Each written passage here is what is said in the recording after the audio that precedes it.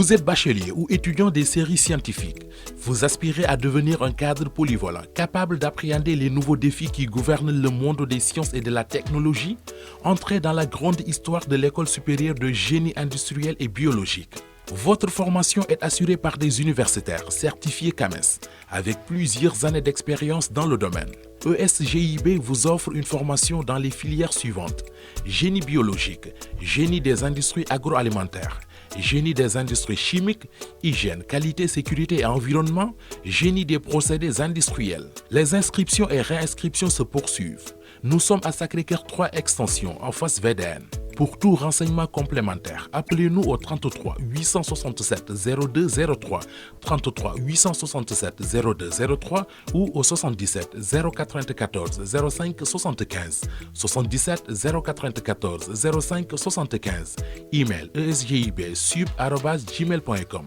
et GIB, la lumière du savoir. ñu ngi leen di ziar bu baax a baax di kontaan ci taamu bi ngeen taamu télévision Futurs Médias su waxtu bi jotee ci soir d'info. Alors tey exceptionnellement benn partie la ñuy def ndax nag programme bi ni mu tëddee ci bés bi dafa am solo loolu ci kanam Papa Ngagne dina dalal Barthélémy Dias maire Mermoz Sacré-Cœur ci faram fàccee bu ko defee rek ñu daal di yaatal gannaaw 20h bi lay doon bu ci noppee wëndeelu xam ngeen ko depuis boobaak léegi émission yi ñu fi jot a def jeudi bu jot ñu jagleel ko ci fan yi ñu weesu président yi nga xamante ne ñoo jiite Sénégal bi lay yoon nag président Macky Sall la ñuy jox numéro bi bu ko defee ñu dellusiwaat ci jaar-jaaram ak ci nga xamante ne nii jot na ko def ak professeur Lamane Mbaye lay doon ci digg guddi gi du ñàkk it ngeen daal di koy seetaan xibaar yi ci wolof ak rédaction bi ci kanam partie bu njëkk bi ñu waxtaanee wàllu décentralisation ndax tak nag tey mooy bés bi nga xamante ne nii moom la ñu jagleel fànn boobu président Macky Sall doon jiite cérémonie bi nga xamante ne def na ko ngir bés bi fële ci centre international Abdou Diouf bu Diamniadio ñuy dalal Maodo Malick Mbaye mi nga xamante ne nii mooy président association des élus départementaux association bi au niveau national kilifa gi dalal jàmm ci plateau. ñu ngi leen di nuyu bu baax soxna yi di leen ziar sama ñaari jigéen ñi ma jàkkaarloo. ci sant bi laa naroon bañ a yegg rek parce que Mbaye moom baaxul. non mais Mbaye bu ñu bàyyul lu bari du am. di la ndokkale ci nouvelle bi. di ñaan yàlla barkeel ko. te saxal ko di nuyu bu baax aussi suma jigéenu bopp. suma xarit muy Adja Binta moom aussi di am mbégte lool ci jàkkaarloo moom. jërëjëf Binta Diallo maa ngi lay nuyu. madame Ngop maa ngi lay nuyu bu baax. di dellu di la féliciter. di wax li ma waxoon keroog ci antenne bi te fekkee woo ko. ku baax moom lu baax rek lay am. maa ngi lay ñaanal sa sëy bi barke. xawuma la woon fii laa la xamee mais dama la adopté parce que da nga am franchise da nga am respect am foo ma teg man tam ma am fu ma la teg. donc melal ni nga mel nii rek ndax lépp fii la soo baaxee loolu ngay am soo bonee loolu ngay am. kon reste comme tu es ma belle. jërëjëf Binta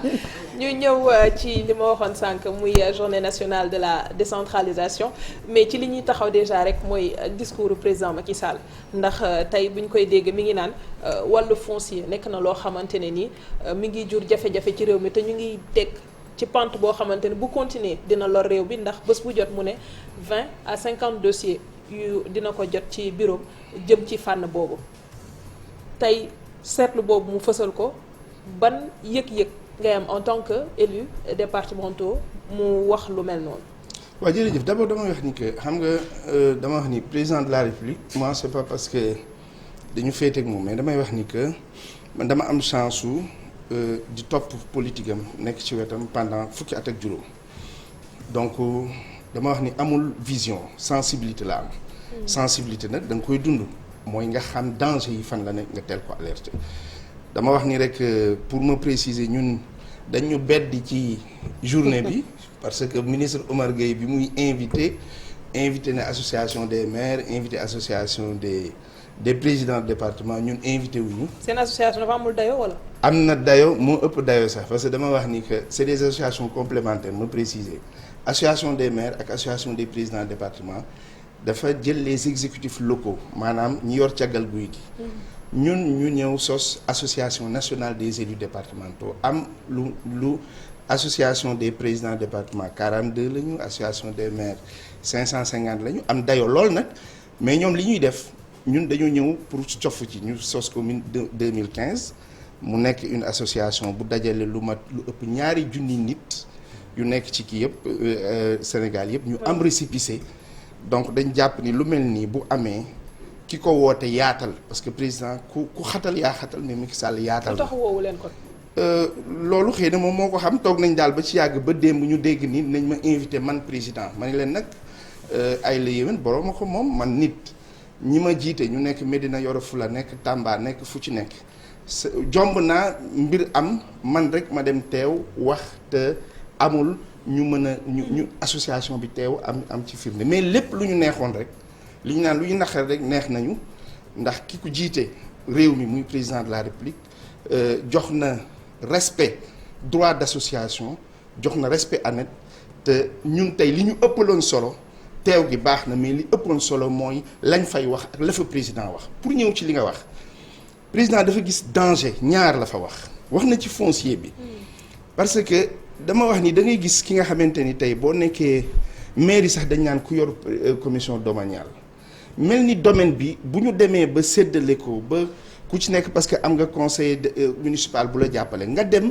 ba nga xamante ni joxe suuf si dinañ ko joxe ba état nga xamante ni ñun ñëpp ñoo ko bokk dootul amati dara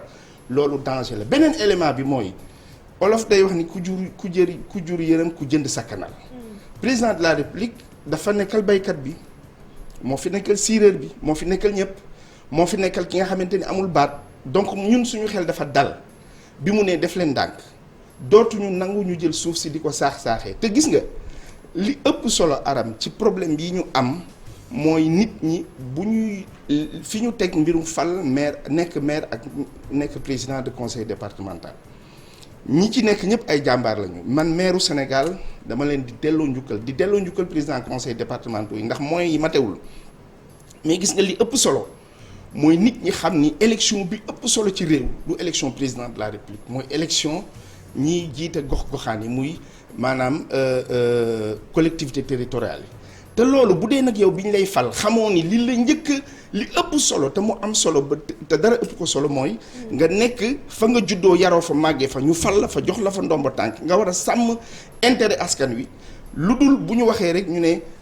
décentralisation ñu ne nañ wax ci jumelage nañ wax ci voyage nañ wax ci leneen je pense que président de la république tey xastewul xarabul kenn mais ñaax na nit ñi mais dafa loolu wax na ci foncier bi mu ñor ñu mais li mu ëpp solo mooy wax ci mooy mu ne mbirum cohésion nationale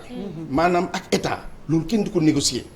parce que da ngay gis ku nga xamante ni danaa la man maire APR laa wala mun la man maire socialiste laa wala mun la man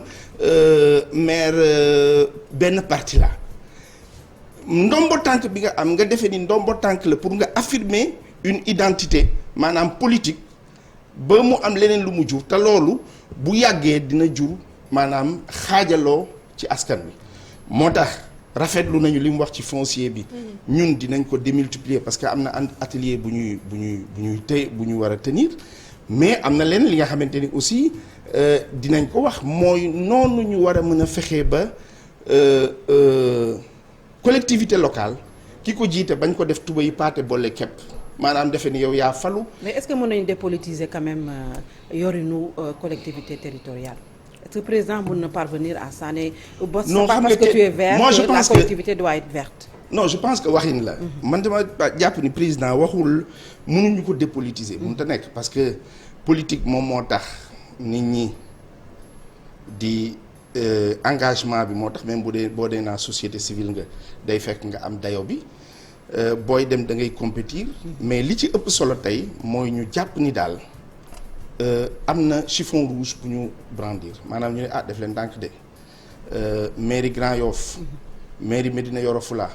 mairie Njandaxum ka fa nekk na jàpp ni moom nekku fa parce que dafa am ndombo tànk wala dafa am ci parti bu mu far mais dafa nekk parce que état collectivité locale dañoo fàpp ni démembrement état la le maire moom moo représenté président de la république ci collectivité territoriale ba mu bokk moo tax souvent ñu lay wax ni la que baaxul nga gis benn maire bu toog ni man damay xeex ak état loolu yenuwul sens li am sens mooy nga mener sa combat politique boo ko war a mener nga dem sa bureau politique nga am ci taxawaay bi mais nga gëm ni yow li nga fi war nekkal mooy askan wi et je pense que message boobu message bu fort la amuñu nag benn xiini mi nag que maire yi dinañ ko dégg parce que dama jàpp ni aussi maire yi leen gën a intéressé mooy mbir mi dox mais wax bi dafa dellu soit un président dañu génn ci inondation yi biñ ci taxawee it di wax Kër Massar lu mu décrier mooy zone non aedificandi yi nga xamante tamit maire yaa ngi joxe bërëb yooyu ba lor tamit ñi nga xamante ne mooy askan bi tey encore ñu waxaat journée décentralisation mu delluwaat si notaires yi bi ñu taxawee encore doon def seen journée waxaat na si question foncière donc chaque fois bu ñu waxee responsabilité maire bi day ñëwaat mais est-ce que maire boobu tamit xam na ni loolu noonu war na ci taxaw naam bu dee conseil municipal bi dañuy délibérer ba ñu jël benn décision mais moom it sañ-sañ bi nga xamante ne am na ko ndax mu ngi koy bàyyi xel pour xam ne li mu yor it c'est pour toute la communauté mais pas benn parti wala booram rek lay xool lu ko arrange. waaw non xam nga dama jàpp ni conseil municipal bu ñu ko tegee ñu bari ñoo ci nekk ku nekk dina am majorité xëy na am ñu ci mën a nekk mais li ci ëpp solo tey ma jàpp ci mooy nii ko président fàttalikoo ñëwaat ci dellu siwaat ci yaakaar naa ni li ñu naan les vieux démons maanaam yi nga xamante ni leerul woon dina gën a leer te dama jàpp ni nag maire yi amul du ñoom rek ñoo ci seen responsabilité engagé wu administration mi ngi ci ñëpp a ngi ci donc dama jàpp ni débat yi bu ñu ko posé day baax comme ñun niñ ci waxtaanee nii maire yi gën ci waxtaan ku nekk gën ci waxtaan d'autant plus que intérêt conseil municipal yi ñu jëm mooy élection suffrage universel direct la maanaam ñi ñuy fal dañuy nekk ay maire yi nga xamante ni seen buñ lay fal dañuy xam ni kii la ñuy fal bokkul ak élection liste yi nga xam ne dañ daan fal ba pare duñu xam kañ la ñuy fal ma jàpp ni loolu aussi ANET di ko revendiquer parce que le 28 mai 2016 ci journée nationale du dialogue ci la association nationale des élus départementaux porté woon loolu ni président nañuy fal les maires au suffrage universel direct nga xamante ni jàpp naa ni man buñ ci avancé tuuti le maire sax mën nay prêter serment parce que pour lan maire mënul woon prêter serment parce que dañ daan te amul lu ëpp maire parce que fa nga juddoo màggee fa yaroo fa dégg fa ndaw si ba jànq bi dégg fa maire bi dégg fa ngone si ba paa bi ñi la jur màgg la koñ ba nga nekk ñu jël fal la man dama jàpp ni président de la république ñun dañ ko bëgg rek mais lu ëpp doole maire ëpp solo maire amul donc dama jàpp ni bu ñu continuer nii ñun li ñuy ñaan mooy ñu dem ba prestation de serment ni président di waate maire taxaw waat et je pense que loolu li koy mën a commencer nañ ko mooy ñu ne maire dañ lay fal suffrage universel direct nga xamante ni waa dëkk ba bu ñuy fal du ñu indi liste dugal ci Aram dugal ci Malick dugal ci Binta ñu pare ba pare nit ñi ni kat ñun ba ñuy fal de Binta la ñu bëggoon a fal wala Aram ñu génn mujj gi ñu woote joxe xaalis wala ñu am nu ñu def ñu jël Malick Mbaye ni ko falul parce que yaa ëpp. donc je pense que président départementaux yi nag naka lañ leen di fale comme non suffrage universel direct la moom aussi. les exécutifs locaux la ñu wax. ñoom la ñuy fal te loolu ñun une fois encore association des élus départementaux ñi ngi koy rafetlu parce que suñu proposition la woon bu ñu defoon en 2016 le 28 mai bi ñu président invité te joxuñu. mais tey yéen journée décentralisation bi boo taxawoon fale. lan moo naroon nekk seen discours. discours bi njëkk mooy kañ président de la république parce que xam nga ñun man dama bokkul ci ñu am complexe wax nit ki boo gisee mu def leen dama ni ñi nekk Vélingara sama naataango yooyu ñoo fàllu Diop ñi nekk Vélingara ak ñi nga xamante ni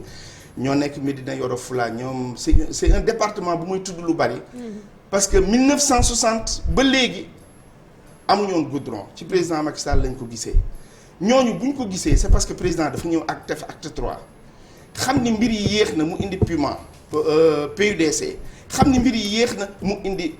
PUMA donc ñun bu ñu fa teewoon li ñuy def mooy kañ ko delloo ko njukkal wax ko ni que ñun président de la république ay la yéwén borooma ko moom parce que dañuy wax ni ku deful dara doo dégg mais moom dinañ ko kañ ci li mu def ci décentralisation beneen élément bi mooy Binta ñun suñu position mooy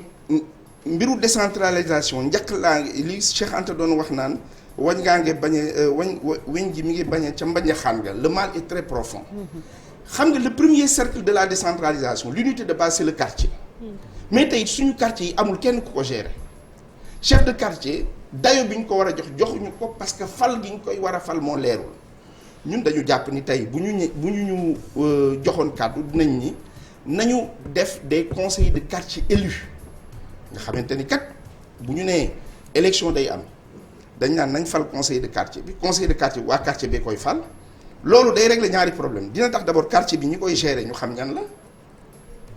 ñaareel ba mooy da ngay gis benn conseil municipal benn quartier benn réew mi nga xamante ni safla dëkk commune bu nekk par exemple 25 quartiers mais conseils municipaux yëpp mën nañu jóge ci 15 quartiers te imaginez-vous ñu ne mode d'élection conseils municipaux yi bu fekkonte ni dañ ko jëlee ci nii conseils municipaux yi ñi ngi leen di jëlee ci conseil de quartier yi nga xamante ni tey quartier bu ne ca conseil municipal ba day am ñu la fa toogal parce que li muy indi mooy da ngay dem ci ay quartier sama quartier bu mel ni Cité Lamy Thiès c'est le plus vieux quartier 50 000 habitants ëpp na ko sax am na dafa takku mais ñun premier tali bi ñu njëkk a am mu dugg suñu biir ñu ngi ko am en 2017 2018 ak le président Macky Sall loolu li ko waral mooy fañ Thiès fañ daan toogee di wax ak dindi musuñu fa am ñu ñu fa toogal ku mel ni bon amoon nañu benn doyen conseiller Diagne yàgg na mais du loolu donc ñun li ñu doon njëkk a wax mooy d'abord delloo ñu ko le président mais wax ci unité base maanaam décentralisation fi mu njëkkee dafa ñëw commencé ci bopp bi muy commune alors que dafa waroon a commencé ci quartier ñu fal leen beneen élément bi nga xamante ni aussi ci loolu nañ ko proposé mooy ñu di fal chef de quartier ak délégué de quartier le chef de quartier mën na nekk ki mag ci koñ bi ëpp fii ñu jox ko sagal ko jox ko ni ko yaay chef de quartier bi à titre honorifique mais collège de délégué de quartier dañ leen war a fal ndax xam nga mënoo fal chef de quartier bi nga xamante ni am na juróom benn fukki at bu timis jotee mu fatu lu bari ci dëkk ba du ko xam donc mënut a gérer quartier bi donc je pense que globalement ñun amoon nañu idée yi nga xamante ni dinañ ko mën a wax mais comme nag ñi ngi sant yàlla parce que fii li fi ëpp solo ñun association privée la ñu président de la république nga xamante ni au nom de la liberté d'association jox nañu cër bu ñu ministre bi néewalee doole ba boole wuñu ci remarque ñu ngi sant yàlla parce que tey bi ñu nee ñi ngi wax ci décentralisation xelu ñiy wax war ci xalaat li ñu xalaat mooy woonu donc ministre nag dañ koy jox cëram di koy ñaan rek li mu bokk te ñëpp boole ci na ci tëdd njaxanaay mu gën a rafet. parce que nit da ngeen am antécédent ak moom wala parce que xanaa nit du xëy rek convoqué ñi woo ñëpp bàyyi ñi sax. non xam nga dafa am yi nga xamante ni parfois doo ko mën a expliquer mais dara du ko justifier li am solo rek mooy damay wax ni nit bu dee da ngaa aye te doo mujje te da ngay fégal rafetalal ndax boo rombee ba fi nga aye woon loo fa def mën a rafet en tout cas ñun on a aucun problème remarque suñu recommandation yi dinañ ko yóbbu tey ci nga xamante ni moo yor cëggal guy gi dinañ ko jox ci moom jaarale ko ci ministre li nga xamante ni moo ci ëpp solo rek mooy di ne comme li ma wax président de la République tey il a remis l'église au centre du village et c'est important xasul kenn xarabul kenn mais kañ na leen li ci des nag am ba des mooy bu ñu fa toogoon dinañ leen wax ni am na ay séquences ci dundu nit yu ñu war a jël maire yi am ci kàddu mooy par exemple fi may terminer mooy boo jëlee prison yi justice mënuñu ko décentrer mënuñu ko transférer mais war nañu mën a wax ni prison yi administration bi nañ ko bàyyi ministère de la justice mais gestion quotidienne bi nañ ko def entre la prison ak les mairies parce que ñu nekk ca dëkk ba ñoom la ñuy jàpp ñu dugg ci kaso bi mais tey amul benn maire bu xam dara wala bu mën dara wala bu mën a sax jàppale prison parce que boo waxee ñu la du décentraliser bon bref am na yeneen yu ñu xalaatoon mais yooyu ci ëpp solo. alors dañuy taxaw ci acte 3 de la décentralisation parce que bu ñu nee journée bi dina baax ñu xam boobaak léegi bi ñu koy dérouler lan la apporter ak fan nga jàpp ni am na sooxe ñu war a rectifier ndax boobaak léegi man mairie jàmbar rek laa leen di dégg amuñu xaalis. ñun ñooy obligé wuti suñuy propres ressources ak suñuy différents partenaires pour mën a doxal commune bi. waaw donc xam nga acte 3 de la décentralisation xëy na mënuñu ci benn émission bu gàtt ni wax li mu indi mais li mu njëkk a indi mooy tollale. maanaam mooy da nga daan gis ku ni la te loolu dafa amoon solo kaw gi ak suuf gi ak ñi ci kaw ak réew taax ñu ñëw créer une maanaam communalisation universelle amatul meeru kaw amatul meeru suuf. beneen élément bi mooy bari na tey jumtukaay yi nga xamante ni état moo ko téye woon ci wàllu décentralisation delloo leen ko bari na tey li nga xamante ni lu mel ni PACASEN le rural maanaam bari na tey jumtukaay yi nga xamante ni indi nañ ko maintenant nag li ñu war a def te am ci taxawaay mooy di ne wàllu aménagement du territoire foofu la ñu gis ni war nañ ci def ay efforts parce que dama jàpp ni lu mel ni assainissement état central waratu ko yor dañ ko war a jël jox ko communes yi jox ko maires yi accompagner leen ba pare ñu am contrat de performance bu ñu signé ak mairie ak état central pour mën ko doxal. parce que am na agence bi fi nekk muy ANAT. waaw mais très bien ANAT je les félicite d'ailleurs parce que ñoom def nañu schéma plan national d'aménagement du territoire présenté nañ ko en janvier président validé ko mais ñi ngi ñaax le ministre de la décentralisation mu def loolu priorité mooy comme validé nañ ko ba pare ñu fexe ba département bu ne parce que loolu région yi ñoo ko daan def dañ daan wax ni le schéma d'aménagement du territoire bu njëkk ba région la woon en collaboration avec les communes léegi département yi la ñi ngi ñaan ministre de la décentralisation mu def ci xarañteef ak taxawaay gu mat sëkk ba nga xamante ni dëkk bu nekk maanaam département bu nekk dina am schéma ak plan d'aménagement du territoire loolu dina tax mbirum mbënd mi nga xamante ni mi ngi am chaque fois te effort yu bari yi ñu ko ciy def ñu mën ko xeex. sànq yaa maa ngi dégg ngay wax affaire ne bu ngeen demoon di ngeen ñàkk président ci li mu def ci wàllu PUMA ak PUDC est-ce que bu ngeen demoon tamit du ngeen ci boole ci seen résolution yi que li mu liggéey yemul rek warul yem rek à la périphérie des communes wala des départements parce que bu ñu xoolee ci problème inondation yi à la télé j'ai vu des contrées très très très reculées du pays coupées du Sénégal parce que amuñu woon yoon yu ñuy jaar. Alors moi je me suis posé la question est-ce que PUDC dafa am fu muy yem rek warut a yegg ci biir Sénégal. wala dafa am xaaj ak seen par rapport à ces programmes là. non programme yi amul xaaj ak seen dafa am benn phase bu njëkk bu ñu def ñu valider ko mu waroon a jeex ren ñu war a jël ci phase 2 bi xam nga le président de la République je le dis très souvent j'aime pas le mode comparatif bugguma kuy comparer mais dafa ñëw fekk am retard bu rëy parce que colon yi bi ñu fiy jóge ñoom li leen intéressé woon la Dakar c'était l'axe Dakar Saint-Louis tout au plus Kaolack donc da nga doon jël quand tu pars fii jëm ba Sédhiou ba Ziguinchor ba côté boobu ba nga dem ci ginnaaw ba Tamba ba Kidira doo woon fa gif ay infrastructures donc je pense que comme dafa ñëw fekk njaq li di baxe fépp je pense que am na effort yu ñu def mais li ëpp solo mooy di nekk PUMA boobu ñu wax ak PUDC bi ñu gën ko may en tout cas on les félicite on les encourage comme vous avez dit ñu liggéey avec tous les éléments de la société civile nga xamante ne parfois dinañ def des tournées indi des rapports ñu xam ni ñooñu nga wax dañu bokk ci mbir mi et que tey li ëpp solo mooy wàllu yoon ak wàllu assainissement je pense qu'il y a des efforts soutenus yu ñu ci war a def. aménagement du territoire suñ ko waxee xel dina dem ci urbanisation bi nga xamante ne yokku na assainissement tudd nga ko. am na yeneen i ponk yoo xam ni saa su nekk ñu taxaw si mais man damay bëgg ñu rek responsabiliser ku ci nekk ñu xam lan la ci am tudd nañ sànq mairie mais en tant que président conseil départemental lan lañ ciy def ñoom itam wala am nañ ci cër wala titre la boo xamante ne dañ ko teg nii rek muy nomination boo xamante ne nii lu ci ëpp maire yi ñooy exécuté mais ñoom duñ leen di faral di gis lan ngeen di def yéen itam pour que département yi na mu war a doxee ak administration bi nañu ne nan la war a jegee askan bi mu nekk loo xamante ne nii dinañ ko sentir. non très bien xam nga bon man du ma président département bon je suis. association bi nga jiite waaw association bi mooy il y a les présidents de département comme tu dis mais dama jàpp ni département d'abord rôle bi mooy njëkk c'est un rôle de coordination plusieurs communes nga yu wër ñu ne lii mooy département bi mais li ñu war a wax actuellement nii te mu yàkkamti mooy un schéma rapide de financement des départements c'est-à-dire mooy tey yan moyens la ñu war a jël jébbal ko département yi signé état central signé ñoom un contrat de performance man dama jàpp ni collectivité territoriale yëpp dañu war a am un contrat de performance nga xamante ni parce que wax bayul tool il faut que bu ñu demee ba at biy jeex ñu ni la yow maire kaay nga ñëw toog ñu ne la wax ñu li nga liggéey ngay expliquer ñu ne non joxoon nañ la temps lii nga waxoon jox nañ ñu ko parce que tant que demul noonu bon les gens vont faire du ponce-pilatisme quoi c'est-à-dire c'est du genre bon aw ma moyen aw ma lan alors que maire autorité de droit public bi nga xamante ni war nga wut moyen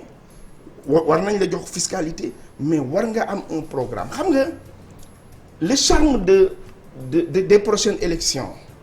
mooy ce sera une élection c'est un rendez-vous d'homme et son territoire local Aram c'est-à-dire que tey Binta bu ne damaa bëgg a nekk maire benn dëkk mais Binta day ñëw ñu ne ko yow foo ñu jëmee loo ñu naral bu njëkk ba nag dañ daan ñëw rek dajale président nee na nañu voté liste yi bu ñu voté lee ñu pare nag toog gars yi def jeu de couloir yi donc je pense que schéma yii ñu wax nii yëpp ci terme de responsabilité individuelle des maires et des collectivités des maires et des présidents de conseils départementaux li koy régler mooy fii ñu jëm mooy fal